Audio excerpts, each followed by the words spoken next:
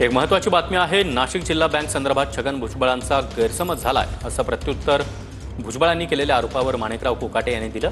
तर माझा नेहमीच गैरसमज होतो, कोकाटेंनी माझा गैरसमज दूर करावा असा टोला भुजबळ यांनी लगावलाय। सर्वपक्षीय सोकॉल्ड नेत्यांनी नाशिक जिल्हा बँक संपवल्याचा आरोप भुजबळ यांनी केला होता।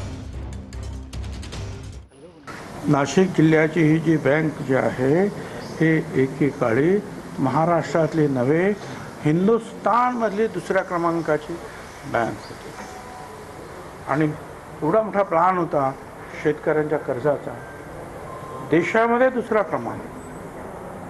पण आमचे तिकडचे जे आहेत अनेक वेगवेगळे सगळ्या पक्षाच्या जे सोकॉल्ड नेते ह्या सगळ्यांनी मिळून जे आहे ती बँक बुडवून टाकली। कृपा करा त्याची निवडणूक घेऊ नका, कारण ज्यांच्यावर ठपका ठेवलेला आहे त्यांची पोरं तयार आहेत परत निवडणुकीला उभं राहायला। निवडणुका घेऊ नये या मताचा मी सुद्धा आहे। निवडणुका हा बँकेला परवडणारे नाही नंबर 1। नंबर 2, सर्व पक्षांच्या लोकांनी बँक संपवली वगैरे असे आरोप चुकीचे आहेत। भुजबळांचा कुठेतरी गैरसमज केलेला दिसतोय। असं काही झालेलं नाही। कुठल्याही राजकीय पुढाऱ्याकडे बँकेचं कर्ज येणं नाही, बँक त्यांनी बुडवली असं म्हणता येणार नाही। काही गोष्टीमध्ये चुकीचे निर्णय किंवा अनावश्यक या ठिकाणी कर्ज वाटप या ठिकाणी झालेलं आहे।